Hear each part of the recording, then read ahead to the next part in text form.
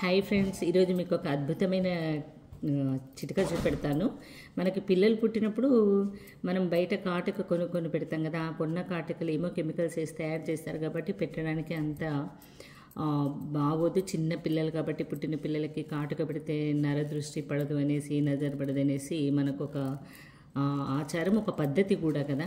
ఇప్పుడు మనం ఆ కాటుకనే మనం ఇంట్లో ఎలా తయారు చేసుకోవాలో నేను మీకు చూస్తున్నాను. 100 సంవత్సరాల కిటుకు ఇదండి. చిటుకు అంటే చాలా వెనకటికి మా పెద్దవాళ్ళు అంటే అమ్మమ్మలు నానమ్మలు ఉంటారు చూడండి, వాళ్ళందరూ చేసేవాళ్ళు. ఇప్పుడు ఇలా ఒక పత్తి తీసుకొని ఆ పత్తిలో 2 బాదం పలుకులు పెట్టేసి దాన్ని ఇలా మళ్ళీ ఇలా ఒత్తిలా చుట్టేసేయండి. చుట్టేసి ఇలా చేసుకున్న ఒత్తిని ఇలా ఒక దీపంలో పెట్టుకొని నువ్వుల నూనె వేసి ఈ ఒత్తిని వెలిగించాలి. నువ్వుల నూనె పోసి వెలిగించిన తర్వాత ఇలా దానికి పక్కన సపోర్ట్గా 2 పెట్టేసి ఏదైనా ఖాళీ పళ్ళెం తీసుకొని ఆ పళ్ళెంని ఇలా మనం బోర్లిచ్చినట్టయితే ఆ పొగంతా కూడా దానికి కాటుకలాగా, అంటే ఆ మసి మొత్తం కూడా ఆ ప్లేట్కి వచ్చేసిందండి.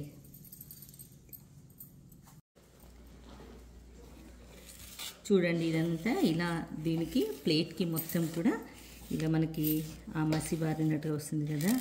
అదంతా తీసుకొని ఆల్రెడీ నేను ఒకసారి చేశాను కదా, అది ఇందాక ఆ గిన్నెలో ఉంది, అందులోకే వేసేస్తున్నాను. అవునా, ఇది మొత్తం నీట్గా తీసేసుకోండి.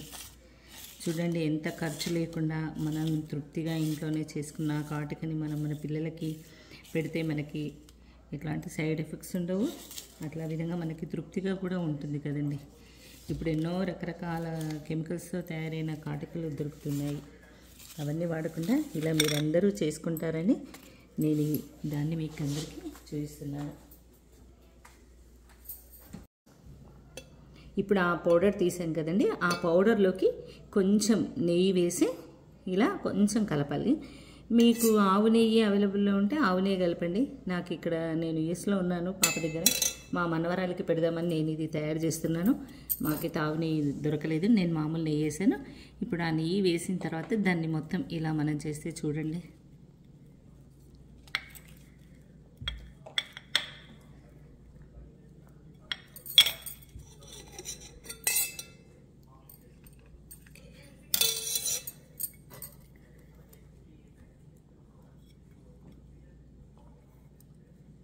ఇలా వచ్చేస్తుంది. దీన్ని జాగ్రత్తగా తీసి పెట్టుకుంటే మనకి సరిపోతుంది.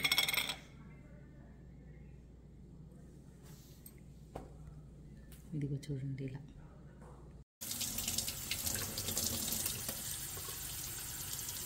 చూసారా.